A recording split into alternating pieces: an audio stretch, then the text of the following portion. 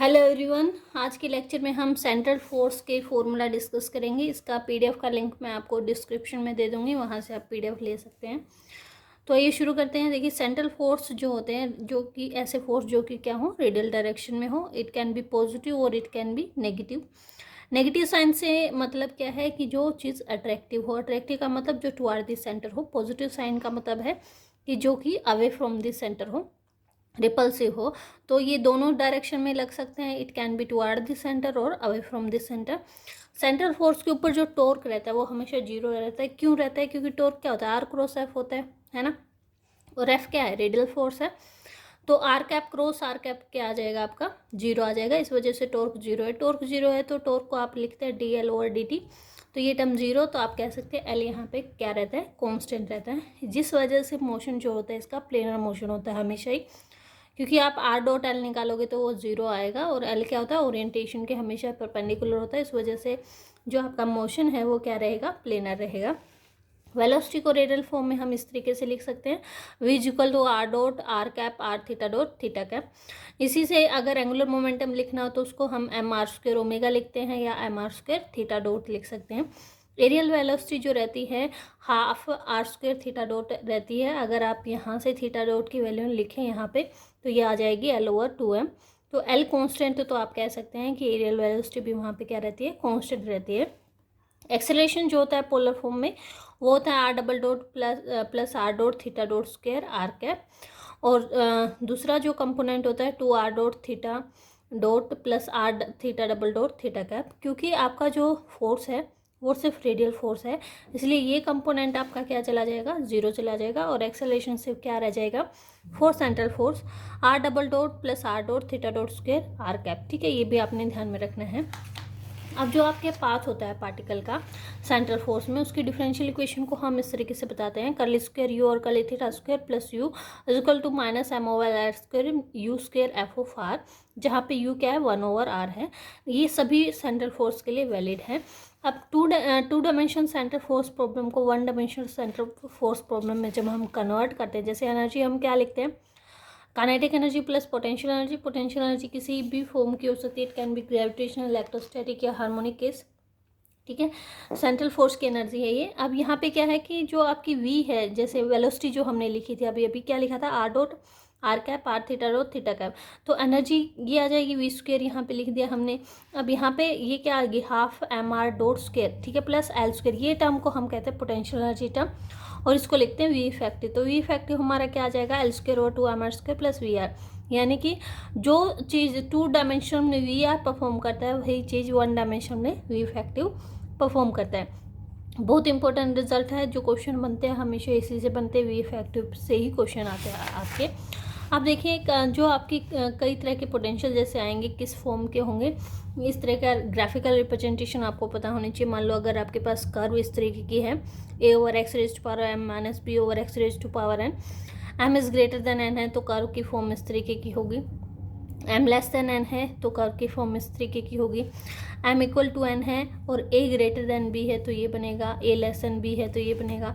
अगर यहाँ पे one over x square plus x square है तो वन बाय एक्स स्क्वेयर ये हो गया, एक्स स्क्वेयर का ग्राफ ये हो गया, और दोनों को मिलाएंगे तो रिजल्टेंट इस तरीके का बनेगा। ग्रेविटेशनल फोर्स के लिए अगर आप निकालें तो ग्रेविटेशनल पोटेंशियल क्या होता है? माइनस के ओवर आर होता है। तो उसका जो पोटेंशियल कर्व होगा, क्योंकि one over r square minus one over r ये हो गया, और रिजल्टेंट इस तरीके का आपका बनेगा। अब यहाँ पे देखिए कई बार पूछा जाता है फ्रीक्वेंसी ऑफ ऑसिलेशन क्या होती है। तो फ्रीक्वेंसी ऑफ ऑसिलेशन निकालने के लिए इक्वल टू होता है under the root double derivative of V effective over mass. ठीक है, अब आपको पता होना चाहिए कि बाउंडेड मोशन कौन कौन से केस में पॉसिबल है। तो हम अगर स्टडी करें फॉर के ओवर आर स्क्वेयर यानी इनवर्स स्क्वेयर ला के लिए अगर आप देखें तो पोटेंशियल क्या हो जाएगा? माइनस के ओवर आर। वी इफेक्टिव हमारा ये हो जाएगा, वी इफेक्टिव की फॉर्म जैसे मैंने अभी भी बताई ये होगी।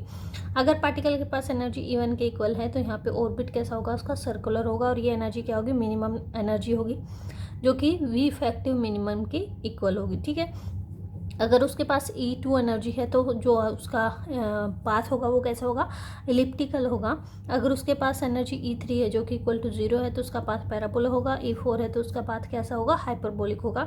तो बाउंडेड मोशन आप यहाँ पे देख सकते हैं दो केस में हो रहा है, E1 और E2 में, और यहाँ पे एनर्जी क्या है, लेस देन 0, यानी लेस देन 0 में मोशन बाउंडेड रहता है और ग्रेटर देन इक्वल टू 0 में मोशन क्या होता है, अनबाउंड होता है।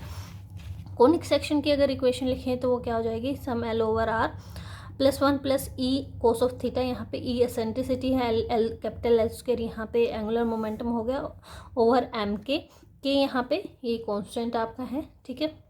एसेंट्रिसिटी अगर यहाँ पे देखें तो वो हो जाती है √1 plus 2EL square over 2M square. Elliptic के लिए आपको पता है जो सेमी मेजर एक्सिस होती है वो R1 प्लस R2 का सम होती है, 2 time of semi major axis. यहाँ से अगर इस पॉइंट पे और इस पॉइंट पे वेलोसिटी आप निकालें तो V1 is equal to this and V2 equal to this. इसको एसेंट्रिसिटी की फॉर्म में भी आप लिख सकते हैं, R1 1 माइनस E इंटू ए होता है, R2 1 प्लस E इंटू ए होता है, eccentricity 1 minus B square over A square. तो V1 V2 को इस तरीके से लिख सकते हैं। टोटल एनर्जी भी आप इसकी टर्म में निकाल सकते हो, वो आएगी -GMM ओवर 2A। आप यहाँ पे देख सकते हैं टोटल एनर्जी जो होती है माइनर एक्सिस पे डिपेंड नहीं करती। एंगुलर मोमेंटम का रिजल्ट भी यहाँ पे इंपॉर्टेंट है, ये भी आपको याद रखना है। नेक्स्ट देखिए कि जैसे हमने कहा था कर्व से कि कौन सा पाथ एनर्जी के साथ हमने किया था कि कौन सा पाथ इलिप्टिकल होगा, कौन सा आपका पैराबोला या फिर आपका हाइपरबोला होगा। तो एसेंट्रिसिटी की टर्म में भी आप बता सकते हैं, क्योंकि हमने यहाँ पे एसेंट्रिसिटी का एनर्जी के साथ रिलेशन लिखा है। तो यहाँ पे एसेंट्रिसिटी 0 होगी तो E जो होती है वो मिनिमम निकल के आती है, वो होती है -M square over 2L square. इस केस में एसेंट्रिसिटी 0 होगी, E मिनिमम होगी और पाथ कैसा होगा, सर्कुलर, क्योंकि यहाँ पे आ रहा है E मिनिमम, यहाँ पे आ रहा है तो पाथ कैसा होगा, सर्कुलर होगा। अगर E मिनिमम और E 0 से लेस है लेकिन E मिनिमम से ज़्यादा है, यानी कि हम इस पोजीशन की बात कर रहे हैं, तो हमारा पाथ कैसा है, इलिप्टिकल। उस केस में एसेंट्रिसिटी क्या रहती है, लेस देन 1 रहती है। अगर एनर्जी 0 है, अगर आप एनर्जी को 0 कर दें, ये टर्म 0 होगी तो सेंट्रिसिटी क्या आ जाती है हमारी, इफ दिस टर्म इज, ये टर्म 0 है तो सेंट्रिसिटी क्या आ गई, 1 आ गई। और सेंट्रिसिटी 1 कहाँ होती है, पैराबोला के केस में, जहाँ पे एनर्जी क्या है, 0। तो उस केस में हमारा जो पाथ होगा वो पैराबोलिक होगा। सिमिलर मैनर में E ग्रेटर देन 0 में सेंट्रिसिटी क्या होगी, ग्रेटर देन 1 होगी और पाथ कैसा होगा, हाइपरबोलिक होगा। इसमें आपको वीरेल थ्योरम भी पढ़नी है। अगर कोई फोर्स सेंट्रल फोर्स है, ये आप कहीं भी अप्लाई कर सकते हैं, ज़रूरी नहीं क्लासिकल में ही अप्लाई करना है, क्वांटम में भी ये अप्लाई कर सकते हैं आप। लेकिन कैसा होना चाहिए फोर्स आपका, सेंट्रल फोर्स होना चाहिए। F directly proportional to R⁻n के प्रोपोर्शनल होना चाहिए। तो जो काइनेटिक एनर्जी और पोटेंशियल एनर्जी की एवरेज वैल्यू है वो इस इक्वेशन से रिलेटेड है, that average of kinetic energy equal to N+1/2 average of potential energy. Last में केपलर्स लॉ दो पता है आपको, प्लैनेट का मोशन एलिप्टिकल होता है, एरियल वेलोसिटी कांस्टेंट रहती है। तो मैंने आपको शुरू में ही बता दिया यहाँ पे कि एरियल वेलोसिटी क्या रहती है, कांस्टेंट रहती है। जो लास्ट है, जो टाइम जो होगा किसी भी एरिया को ट्रेस करने का, वो directly T² directly proportional to A³ होगा। A यहाँ पे सेमी मेजर एक्सिस है, यहाँ से न्यूमेरिकल प्रॉब्लम बनती है।